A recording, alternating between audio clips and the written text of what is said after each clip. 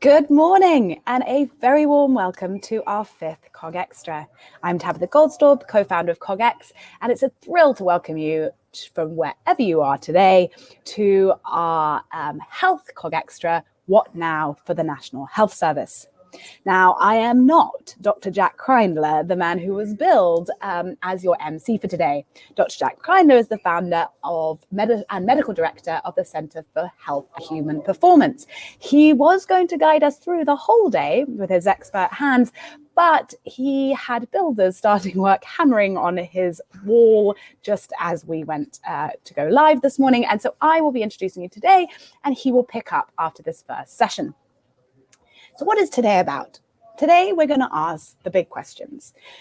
With the healthcare systems around the world stretched in this pandemic, what can we do to strengthen the infrastructure, support the heroes in the NHS, and prevent future crises weighing so heavily?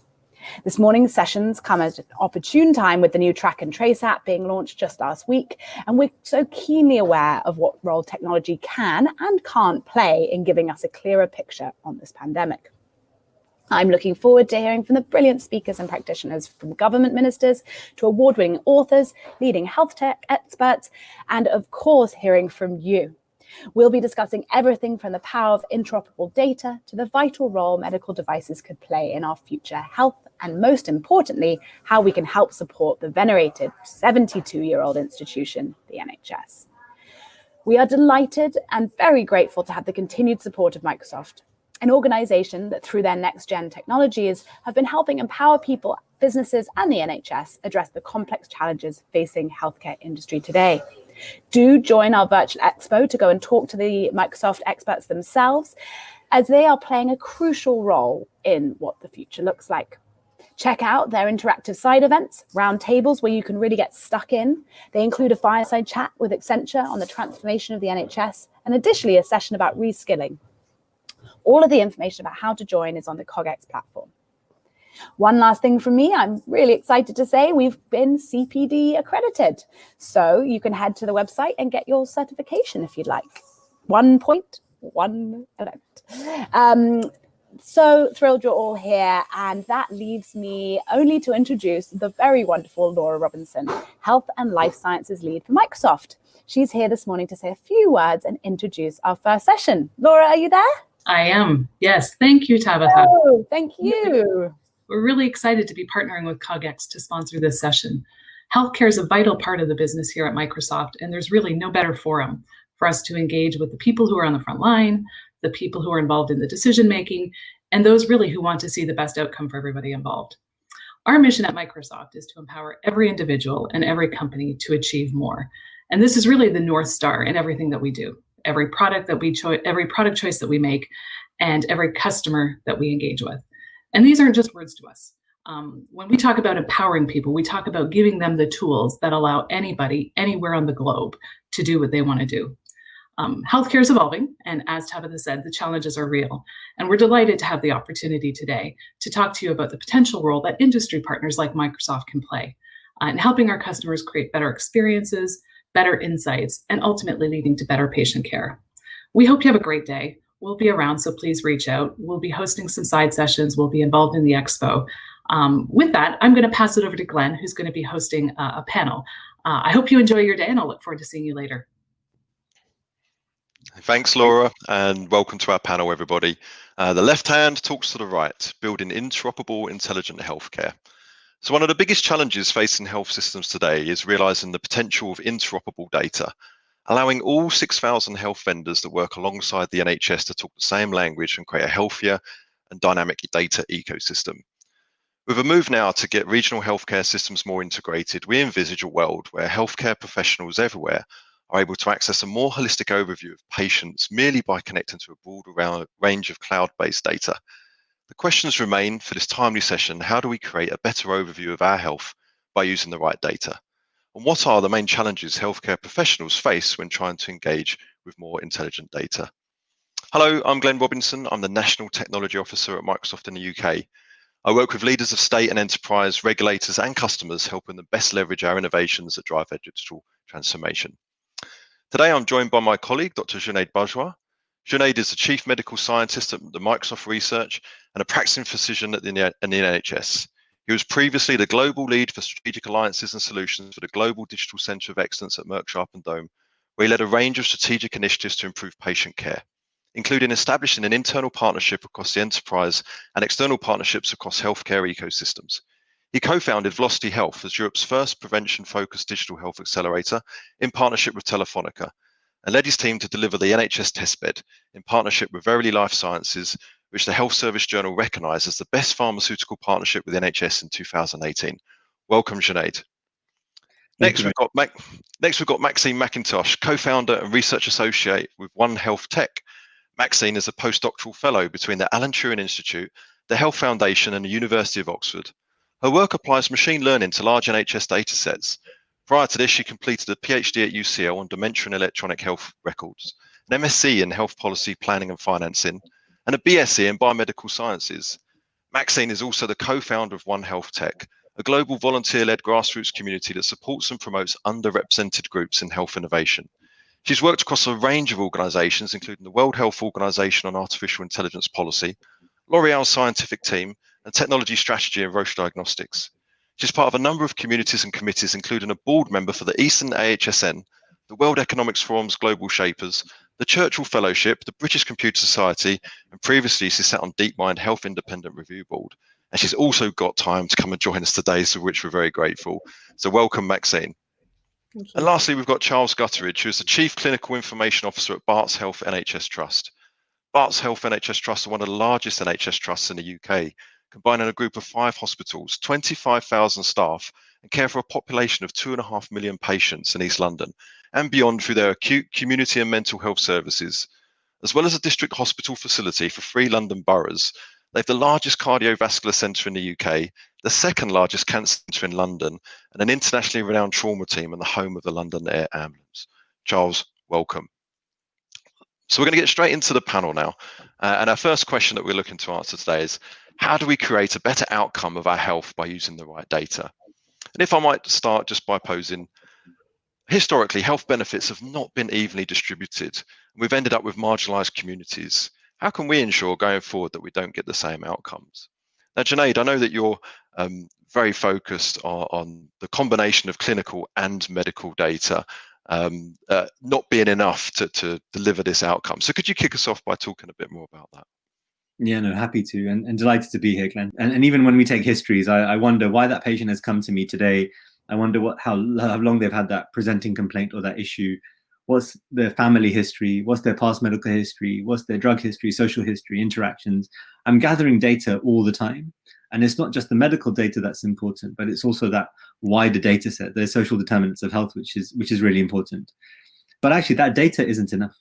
I need to translate that data into meaningful insight. I need to do something with that data. And arguably, insight's not enough. I need to turn that insight into improved outcomes. I need a team around me that can also understand those meaningful insights that I'm gathering, communicate that effectively across health and social care teams to ultimately drive outcomes and benefits to the patients and public we serve. And what technology allows us to do now is to A, have access to those data sets, and B, think about how we're translating them into meaningful insights. So in my 10-minute consultation, I'm able to do something at that moment in time and offer moment-in-time care, but it doesn't come without challenge. So this is a huge opportunity for the technology sector, working hand in hand with the clinical sector, to really think about how they improve outcomes at the interface of biology, technology, and medicine.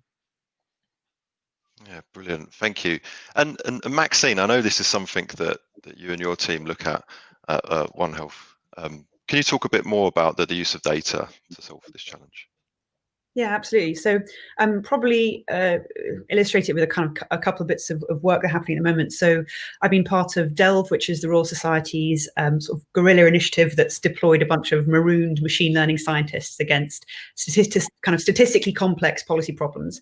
And so I've been working on a project that's looking to work out why it is that Black and ethnic minority populations have poorer outcomes when it comes to COVID. And when you assimilate lots of the research, you find that actually the increased mortality is because of the increased incidence. So, those Black and ethnic minority populations have a higher risk of getting infected in the first place, rather than anything inherently genetic, which makes them more or less likely to die from COVID.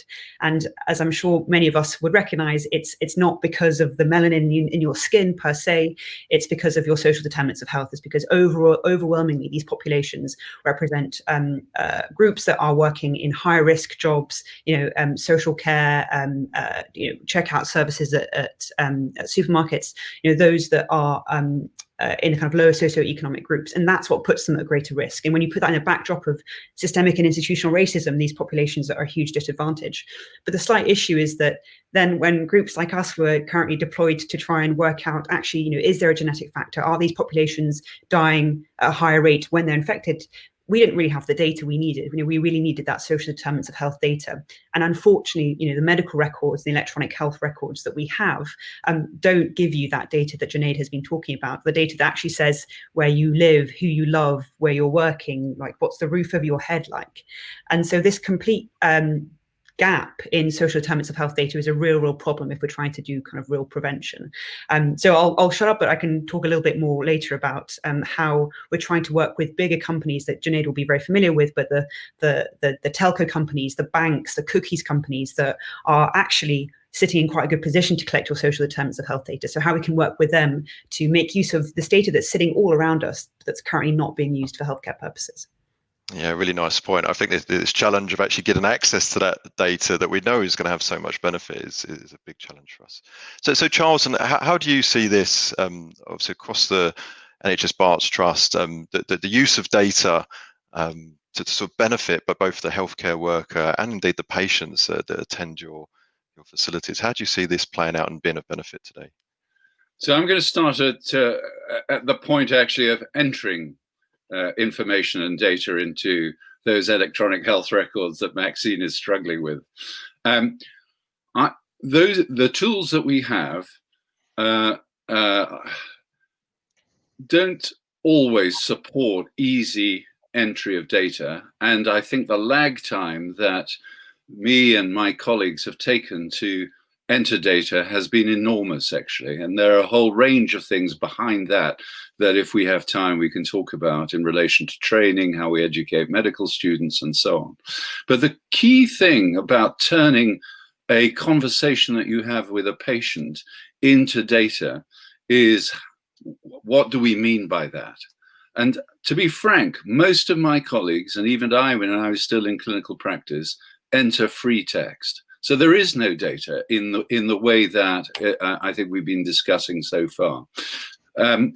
Primary care is probably ahead of secondary care here, in the sense that the encoding of the concepts that we think about as we take a history is better embedded in primary care than it is in secondary care. But even in primary care, that key data that Maxine was talking about that describes the patient is held in free text.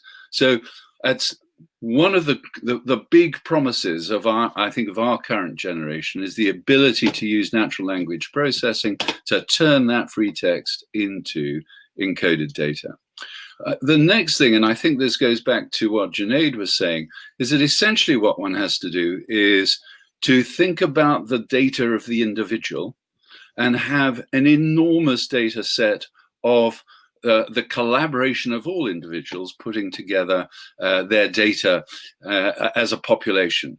And where the insights are created is in comparing the individual with the population. That intersection point is where you make the insights, is where you can say to a patient, I know because I have the population of 100,000 people, that if I give you this medication today, there is this amount of chance that you will do better than if we did nothing. Or alternatively, if you change your way of life in a particular way, then the same thing will happen. So that's where I think the truth comes out, the ability to compare the individual data to population health data. Yeah, absolutely. Thank you, Charles. Maxine, did you want to add something? Yeah, it's just, I'm not sure if Charles remembers this, but I think he was speaking at one of those health policy fora about maybe CPRD or something, and I asked a slightly whiny question because I was in the midst of the depths of dismal depression whilst I was trying to hack through some primary care records. But I think people don't quite understand how problematic this free text bit is, because many people will know natural language processing is really, really difficult. And it's one thing is working out even if something is a negative or not. But just for the context of many of the data sets that people like me, so people who are using data for secondary use, have to handle, is that because free text so often has patient identifiable information in it, it often doesn't get included in data sets that are accessible for secondary use. And so we're solely reliant on lots of the structured data. So I know that Charles is quite keen to talk about common data models and ontologies and terminologies, but you're literally cutting out, I would say, two-thirds of the data, but 90% of the value for secondary use by not having appropriate, effectively structured data, so that those drop-down menus that allow doctors to map on the narrative of a patient onto a structured term. And the moment you continue to use and make those structured terminologies really difficult to use, doctors will obviously continue to use free text. My partner's a GP, so whilst I don't have first-hand clinical experience, I feel like I'm basically there, and it's terrible. And you're not surprised that when you're trying to do some of the questions and answer some of the questions that Charles mentioned in terms of working out risk within a population, you really know why electronic health record quality isn't quite good enough to answer those questions, because the poor doctors are being confronted with really, really ineffective and clunky tools that simply don't represent the data in the way that we want it to. Yeah, really nice point. So it feels like there's two big areas of data we can quickly explore. There's this one which is computer generated, and that might get us towards this more common data model. I love that term. We use that at Microsoft as well. And then there's also this external data that's already readily available, but we don't seem to have access to. So let's start with the sort of more computer generated. Maybe Junaid, you'd like to kick us off here from sort of Microsoft research point of view. What sort of things you've seen on that sort of computer generated data in healthcare? So I probably build a little bit from what Charles was saying. So computer generated, but human inputted. So presumably, if we think about primary care or secondary care data, where there's subjective elements to it, is whatever that conversation is that I've had with that patient, I get to dictate what I write in the notes. And some of that will be coded in primary care, and we code as per QoF requirements, and some of the primary care systems have done a really great job to evolve over time. But ultimately, it's just like a billing system 2.0. And many of the secondary care systems, of which in any given hospital, and Charles will speak to this better than I can, there's not just a single EPR system in many instances. Many hospitals have multiple separate systems depending on the department's own autonomy over time, which is separate to the imaging systems, which is separate to the pathology systems. In primary care, what's nice is when I get a discharge summary, I get a synthesis, but again, it's all free text. And when I'm in medical school, I never learned how to input data. That wasn't a part of my core curriculum. The only time I started to input data was first day at house job, when I was given the discharge summary to do. And suddenly I'm now communicating with the GP, but I've never really understood what the GP's information is that they need to know. And then it all kind of, you learn it by osmosis, and you learn it as you gather.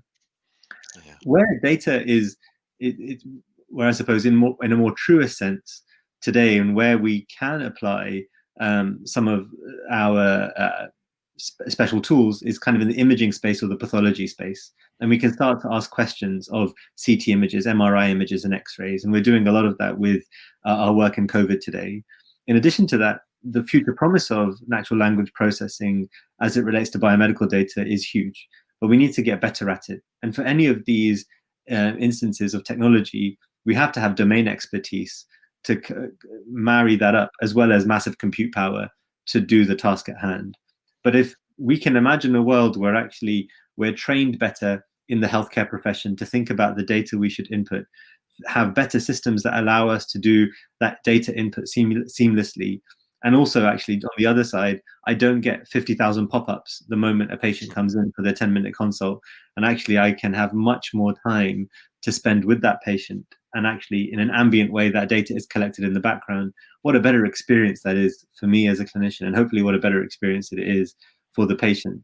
And ultimately, we're all driving to the same thing, which is what is the data that I need to get access to ensure that I'm not just thinking about that question, that is what's the matter with that patient, but I begin to address that question of what matters to that patient at that moment in time, and I can begin to address those needs in and around the medical side, the environmental side, their genetics, their biology, their social circumstances, and bring it all together in that space. And Microsoft Research is doing a lot of work globally, thinking about all of these parameters and thinking about what it is that we do with the technology today to imagine a better future tomorrow. Yeah, absolutely. You brought up a really excellent point there around the sort of skills of the actual people using these systems. I think we're going to come on to that as part of the second part of the debate this morning. Charles, I'd like to come back to you if I may. Junaid mentioned these very disparate EPR systems, and of course this conversation is about interoperability. Would you mind elaborating on that a bit more and what you're seeing on the ground where you work? Yeah, because it's a really important subject, and I'm going to immediately sort of suck you into East London, because I think not that we're a paragon of virtue, but at least we're on a path towards something different.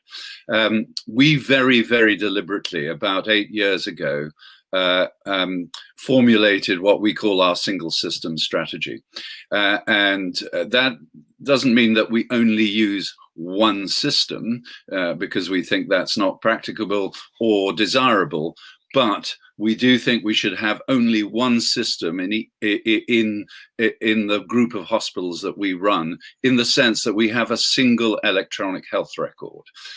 We have a single pathology system and a single imaging system, and the results of the pathology and imaging system are accessible directly through the electronic health record, and all of that data is stored in a single data warehouse, which we manage and which we run. It's currently in servers across the hospital, but we're about to transfer all of that into the cloud over the next 2 or 3 years.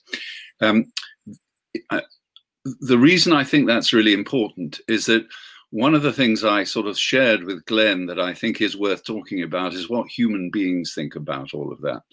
So it sounds simple, the strategy, and in many ways it is simple, but we have had tremendous I think, challenges over the 8 years of persuading people that it's the right thing to do, and that it's not the right thing to do, to have thousands of little systems that do a bit of this or a bit of that and do it brilliantly, but the data by definition don't interoperate, aren't shareable, and so on.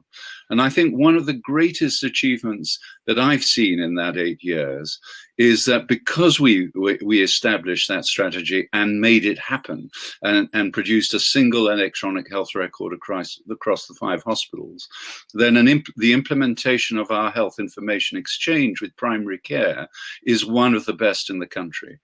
If I log on to our system, I can review the structured data in any of the general practices in East London at any time, and they can do the same. And we can share, or at least view, data from mental health, from our social care institutions, 2 of our hospices, and so on.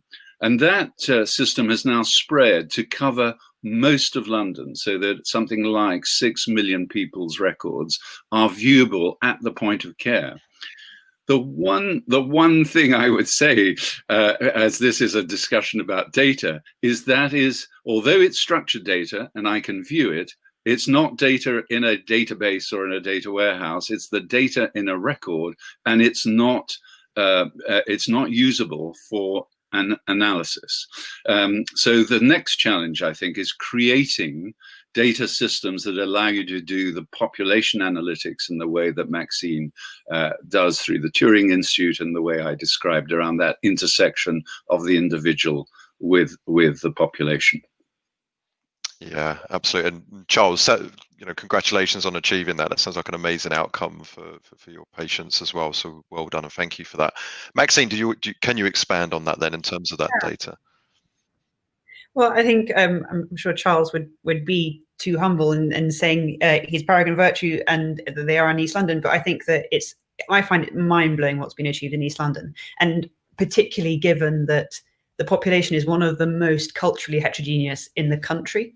And I think that's, for me, an area that I find particularly interesting, because one thing is getting these systems up and running, but the second thing is making sure that the incentives and the policies and the actions in place are culturally sensitive and culturally competent, and the amount of really, really nuanced and expert consultation that has been carried out in East London around the use of data, around the use of some of these systems, the fact that the new Test and Trace app was trialled in East London on the back of the Isle of Wight by itself being maybe a bit too of a homogeneous white population, I think is a real testament to, if you can get it right there with such a diverse population, then other places that are by default going to have a slightly easier going population don't really have an excuse. So just to ham up, as also Junaid was saying on the chat, what's been achieved in London is very unique, and especially given the diversity of their population.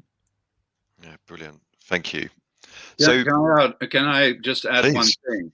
Because I think it has translated into something which was immediate, so that when COVID really set off, I think we were able to create a COVID core data set for research purposes, local audit, and thinking about those questions that Maxine has talked about around the vulnerability of ethnically diverse populations was almost instant. We had our researchers were publishing data on the populations within a month or two of the event. It was quite remarkable. That's brilliant to hear. And Junaid, yeah, do you want to finish I was just going to say, maybe it's worth just us reflecting that this takes a long time. So I think Charles's comment that they started this 8 years ago is really important. But also I think it highlights the fragmentation and the silos that exist within healthcare. So from an end patient perspective, and if I'm a patient, I would want everybody around me to understand my needs in the same way. But what you have in the system is fragmentation. So each general practice typically operates in its own silo. Each hospital or each department operates in its own silo. And we're very poor necessarily at collaboration. And the more we can get as thinking about the impact of collaboration as the new competition, the better it can be. And there's some fantastic examples, I think, in Tower Hamlets around GP networks and how they formed. And now that's really the push nationally. So I should no longer just be responsible for the 5,000 list size I have in my practice. I should be responsible for the entire population where I can around that community. Maybe it's the 50,000 patients, not beyond the boundary of the hospital, beyond the boundary of my practice. And there's some really great examples of even how consultants within East London are now not just thinking about the inpatient and outpatient piece, but what is their responsibility for population health? And the more data they have access to, the more they can begin to transform the care experiences underneath. So unfortunately, we have massive fragmentation in both health and social care. And the question is, can data underneath it, could that be a unifying point for us to really have conversations around patients in a very, very different way, and our populations, of course? Absolutely. So I think we've done a really interesting conversation on what's possible, and we've had some great examples of where we're seeing this in practice. Let's maybe move on to the second half of our question. So what are the main challenges healthcare professionals face when trying to engage with more intelligent data? So now it's really, what's holding us back? Why do these programs take so long? I'd like to start, Charles, with you. I know in our previous conversation, you've talked about the people element a lot, about the skills of both the healthcare workers, but also there's a dimension which is actually the patients here. And you've talked about maybe the reticence of people to actually give up data, or maybe their concerns around that. Could you just kick us off on some of these challenges that are faced? Yeah, sure. So maybe one place to start is this question of how you enter data and so on. I don't think it's any secret that I'm a massive fan of SNOMED and its terminology and its structure. I think there's a particular challenge for the vendors across the globe. So this is a global problem, not just a UK problem, but to implement an ontology properly in their systems so that first of all, the full terminology is available to users. And I think technology here has moved on a great deal, so that the need to actually create a SNOMED world within your own electronic health record or system is no longer necessary. You should just connect to a terminology server and use that as it is, and allow whoever's created the ontology to update it, maintain it, and develop it. The reason that's important, that if you look at SNOMED as an example, Maxine was talking about social data and so on. We're about to, in SNOMED, to create fully defined terms that describe the social determinants of health. That'll be available for users probably by next year, and will add, I think, tremendously to this question of analysis. The second reason to use well-defined OWL-based ontologies is that you can use the relationships and attributes within that language for computational purposes in a way that's just magical, I think, in creating new data. That takes me back to the people. If I talk about that to my colleagues, they just think it's Gutteridge gone bonkers. And they don't really understand a word I say and think that I've, lost it. So there is a very real challenge, which both the other speakers talked about, which is how do you get people who have had to spend a tremendous amount of personal time learning the complexities of anatomy, physiology, biochemistry, immunology, to then understand the complexities of modern data science. I think that's an amazingly difficult challenge. It has to start by teaching these techniques in school, is then maintained through university and in postgraduate learning. And I think both our speakers will know how difficult that is, because you do have to be brainy to do this stuff. And not everybody's interested. So keeping it all together, keeping everyone interested. I think the last bit is asking clinicians, nurses, whoever, to enter data which they then never see again other than at the point of care is one of our big problems. Getting data out of our data warehouse means that you have to know how to use SQL, and you have to go through, not surprisingly, some pretty rigorous controls around what you're going to do with the data, and our whole set of information governance rules. But the issue about how you get data out of the system can't just be, I'll bring along my Excel spreadsheet and grab a bit of it, and so learning how to do that, or setting up organizationally data access for clinicians, I think is now one of our most pressing issues. Yeah, really nice point. I love that. I think at Microsoft we talk a lot about the democratization of data, making it more accessible, and yet that is not evenly distributed. There's only some types of data we can easily democratize and give people access to. Charles, you mentioned the training and how that just requires really smart people. We've got three of them on this panel, but Maxine, maybe you'd like to come in first. I mean, what are your own reflections on that sort of training requirement? Yeah, absolutely. So I teach on the graduate entry medicine course in Oxford, and we run data science for docs kind of courses, and actually they're some of the smartest people in the country, in the world, and I think they're fine. They'll be okay. The generational move will be in their favor. But I wanted I was kind of reflecting as Charles was talking. So One Health Tech, with this, we're effectively a federated community. We've got 13,500 people in it, and it was started on the back of the fact that when I was trying to get in the world of health IT, I was going to kind of some of these sweet but slightly the conferences that we all know and maybe don't miss that much, that are a bit boring. It's a bit of the same people, and it was quite kind of alienating. And for someone who was probably at the time, I don't know, a 19-year-old young lady, I found it a bit difficult to work out, like, is this my world? How can I get into it? This feels very kind of ostracizing as a community. And I realized there weren't really any kind of meetup groups that many of the tech community does around kind of Python or R or DevOps.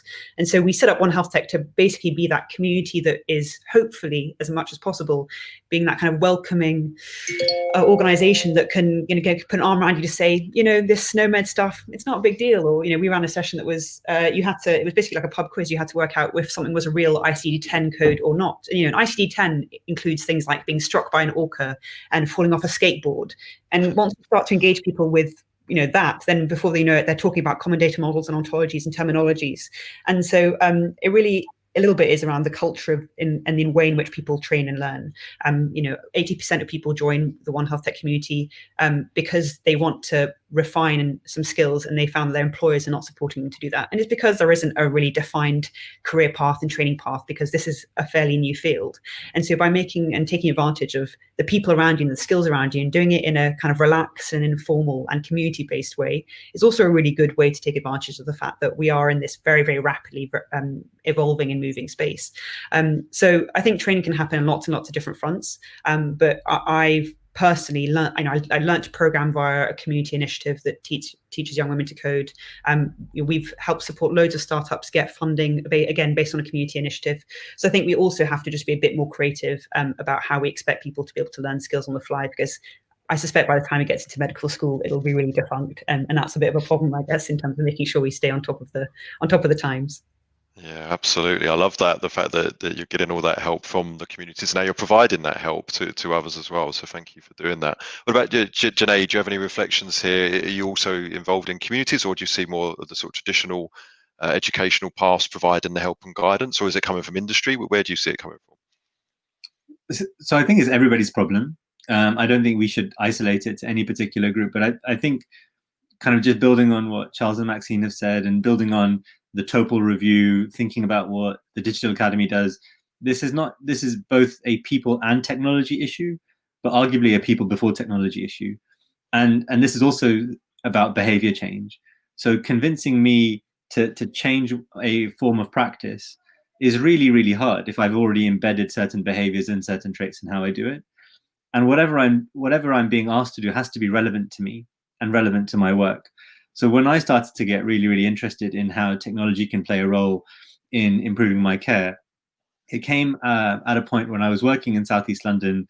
I was working at a 5,000 list practice. 80% of my population did not speak English as a first language. This practice that I had joined, and I knew before joining it, had some terrible outcomes for this community. But someone had said to me, before you do relief work in Southeast Asia, because I wanted to go back to Pakistan and do a little bit of relief work there. They said, do relief work in Plumstead before you think about relief work in Pakistan. And actually, with everything at our disposal, world-class healthcare, free at the point of access, when I asked for help to say, could I have some mail merge templates so that my patients in 2009 could have faster, easier access to chest x-rays and ECGs, assuming that the hospital would have had all their pro formas in a library that they could just send me in a zip file, it didn't exist. When I reached help to the 37 other practices, I didn't get any help other than from one practice. And this is me having trained in that area. So you quickly learn about the perverse incentives. But actually, what we managed to do was to really focus on the things that are important. And then I started to get very curious as to, when in my patient population, how many long-term conditions do some of them have? And when I'm thinking about access, am I part of the problem? So I had patients that lived on 13 or 14 different long-term condition registers, and I was bringing them in every month for a separate long-term condition review, as opposed to thinking, how could I do it once and well? So I suppose what I'm trying to say is there's something about what are the problems we're trying to address, and how good are we at problem articulation, in addition to thinking about the data assets at our disposal. How do we think about relevance and really think about how this is meaningful for the end user in our work? And it may not be for everybody, but there will be a cohort of people that are really, really curious about this, and they should be empowered with superpowers, and technology should make it easier for them to try and impact on the lives of the patients and public they serve in ways that they wish to. And it may not be for everyone, and we should accept that. But for the majority, for the fair majority who I think want to do this, let's develop the tools and techniques that allow this to be easier moving forward, so that people don't have to struggle to find their communities and feel isolated. Really nicely put, thank you. I loved your people first statement. I love the superpowers, augmented technology giving us superpowers. I feel like that every day working at Microsoft. It's great. It reminded me of, Charles, I read a paper that you contributed to where I think under the theme of providing compassionate care, you actually gave, or in the paper, it gave an example of, in a GP practice, actually sitting down, turning the screen round, and the patient sitting next to you, and getting them to take you through the information on the screen and getting them to talk about that. This under the subject of delivering compassionate care, we focused on data and technology, which is quite brittle, and there is no compassion there. So I think that was a really nice example. Could you elaborate on still compassionate care and how we can achieve that nice balance? Yeah, so I do think that's one of the magical tricks that everyone should do for themselves and with their patients. And it is just the very, very simple thing of not sitting hunched at a desk in front of your screen, looking at data and not looking at the patient. And the way to get around that is actually it's just a simple question of room geography. Get a round table, don't get a desk. Put the machine in the middle and sit in front of it with your patient next to you, and show them the information that's in that record.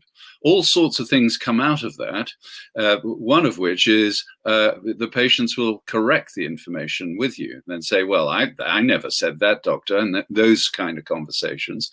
Secondly, they immediately, of course, realize that the majority of patients realize that if it's on the screen, it's somewhere in that machine and that they can have a copy of it. So very quickly, patients start to say, can I have a printout of that, please, doctor? And then they come back having to your clinic next time saying, I looked at that thing. I looked at that graph you printed out for me. I looked at the list of issues that you say belong to me. And I think that I'd like to talk about this thing today. So the discussion changes a great deal. And I think some of the other very obvious and very simple things that come out of it is things like drug lists. Junaid will be familiar, as I am, of the older lady who comes with a plastic shopping bag absolutely full to the brim of drugs that she's had prescribed to her for the last 15 years and has been instructed to bring to the doctor for every visit. And one of the ways to waste amazing amounts of time is then to look through that package. Whereas if it's listed on your screen, you can literally just go through that and have a discussion about names and so on, which is always instructive.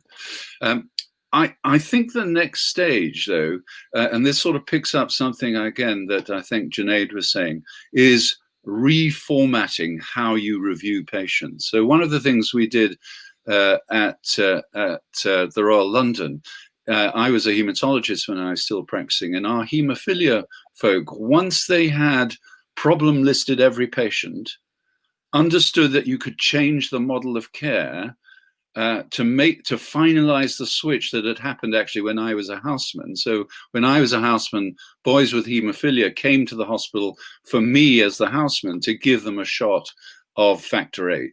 By the time I retired, no patient with haemophilia ever came to the hospital. They all had home treatment, used medication at home. If they were small, their mothers gave the injection, and then as they became adult, they self-injected factor VIII and so on. Things have, as you know, it's probably moved on further because genetic treatments are beginning to change all of that.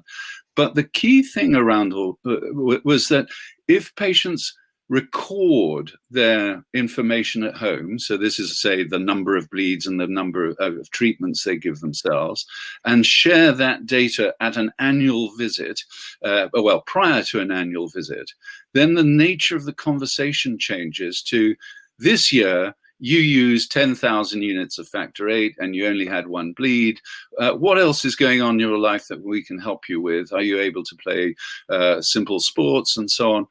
Rather than a monthly visit where you simply say, all right, okay, you can go now. And that conversation is completely changed as a result of having access to data and information about each patient. I love that. I love that. It sounds like there's some very small changes that don't require big investments and 8-year transformation programs, which is obviously really great. Maxine, why don't you finish this off with any last comment from yourself? Oh, it's just that the point that Charles was making about compassion is so well drilled in, I think, to the medical community, but it's not something that the health tech community as a whole tends to think about that well. And, you know, we were wrapping our heads around at One Health Tech, like, how can we create a really relaxed and safe environment? We were, you know, agonizing over saying, oh, you know, we need to think about being kind and being welcoming. And actually, when we boiled it down, our policy became, don't be a dick. And honestly, if you tell people that, the most senior professor and the most junior student, all of a sudden, like, oh yeah, I should just not be a dick. and people collaborate in a way that we've never seen before. So if you ever want to just try and get a room to sit on a level playing field, that's quite a useful phrase to Brilliant, use. brilliant. I love that. It reminds me of the New Zealand rugby team. They used exactly the same method. So look, yeah, I bet. Collaborate regularly. Look, thank you. We're exactly out of time, so thank you for all your contributions to the panel today. It's been super interesting. I've really enjoyed facilitating all three of you. So thank you, Junaid. Thank you, Charles. Thank you, Maxine. I'd like to hand back to I'm not sure if it's Tabitha or Eleanor now, but one of the two is just going to close us out.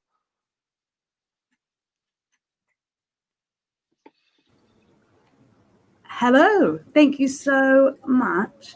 That was really quite superb. Glenn, I was like weaving and ducking and diving as you went. Thank you. So you now will be heading over to listen to the Q&A. You've got 15 minutes. Everybody online can spend a little bit of time getting a cup of tea, and then we will join these awesome panelists back at 10 o'clock on the Q&A chat if you have the CogX room. If not, we will see you back here at 10:30 for our fireside chat with Christy Watson. I'm going to go and buy her book now. See you all soon. Thank you very much.